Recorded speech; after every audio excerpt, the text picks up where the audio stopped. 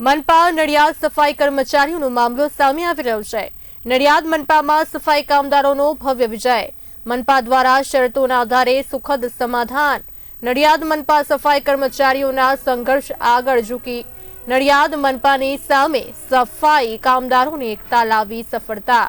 આઉટસોર્સિંગના નામે ચાલતી દુકાનો હવે થશે બંધ।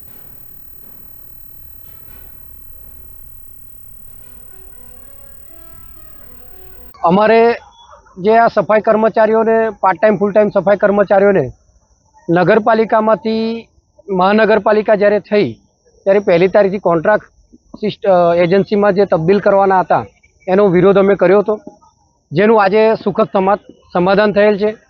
જે સમાધાનમાં અમારી કન્ડિશનો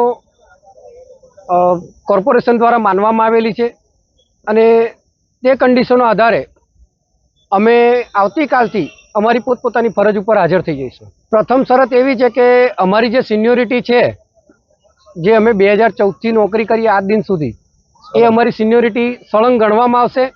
અને બીજી વસ્તુ કે જ્યારે પણ નગરપાલિકા મહેકમ મંજૂરી મેળવશે ત્યારે પ્રથમ પ્રાધાન્ય અમારી નિમણૂક કરવામાં આવશે। અને જ્યારે કોન્ટ્રાક્ટ સિસ્ટમ જ્યારે અધવચ્ચે પૂર્ણ થઈ જાય તો અમને મહાનગરપાલિકા પોતે સમાવેશ કરી લેશે। હાલ અમને બાંયધરી આપેલી છે અને અમે લીગલ કાર્યવાહી સાથે આ સમાધાન કરેલું છે, જેથી અમે સંતુષ્ટ છીએ। આપણી પાસે નગરપાલિકાના સમયથી ઘણા બધા સફાઈ કર્મચારીઓ કામ કરી રહ્યા હતા। કોર્પોરેશન બનવાથી એનો વ્યાપ વિસ્તાર અને એમાં વધારો થયો, એટલે આપણે મોટી સંખ્યામાં ભરતીની જરૂર હતી। પણ સાથોસાથ કોઈ પણ પ્રકારની નવી ભરતી કરવામાં આવે એની પહેલાં એક નિયત પ્રક્રિયા કરવાની હોય છે, એ આપણે પ્રક્રિયા કરી। ત્યારબાદ તમામ સફાઈ કર્મચારીઓને આપણે ઓપ્શન આપ્યો હતો કે અમારી સાથે જોડાઓ।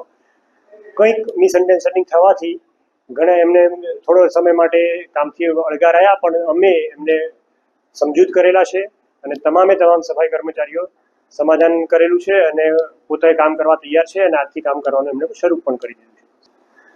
એમની જે પણ માંગણીઓ હતી એ અમે એની ઉપર સંવેદનાપૂર્ણ રીતે સરકારમાં રજૂ કરશું, એ વાતની એમને ખાતરી આપી છે અને એ મુદ્દા પર સમાધાન થયેલું છે।